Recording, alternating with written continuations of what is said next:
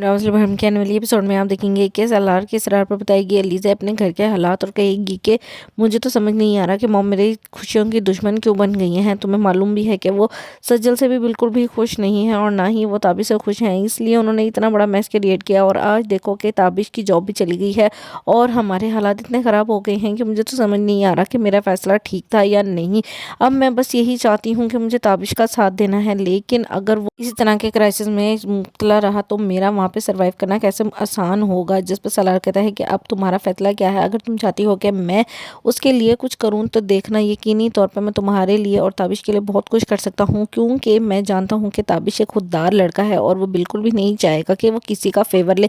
जिस पर एलिज़ा कहती है बहुत अच्छे, मुझे लगता है कि तुम्हारा तो आजकल बहुत ही दिल लग गया है अपने ससुराली रिश्तेदारों के लिए। जिस पर वो कहता है कि नहीं ऐसी बात नहीं है, तुम बेफिक्र हो जाओ, मैं ताबिश की जॉब इस तरह से लगवाऊंगा कि जॉब भी अच्छी लगेगी और उसको अंदाज़ा भी नहीं होगा कि किसने जॉब लगवाई है। तुम इस बारे में अब बेफिक्र हो जाओ। दूसरे सीन में आप देखेंगे कि रमशा कहेगी सज्जल से कि बहुत खूब, अब तो तुम्हारे हालात बदलने वाले हैं। तुम क्या समझ रही थी कि तुम बहुत आसानी से सलार को हासिल कर लोगी, लेकिन तुम्हें अंदाज़ा भी है कि वो किस तबीयत का मालिक है। तुम्हें बिल्कुल भी इस चीज़ का अंदाज़ा नहीं है कि वो शायद तुम्हारे साथ एक बार फिर से खेल खेल रहा है, या फिर तुम्हारे इस तरह से थूके हुए चाटने के अंदाज़ को मैं क्या नाम दूँ, क्योंकि मुझे नहीं लगता था कि तुम कभी इस तरह से भी करोगी।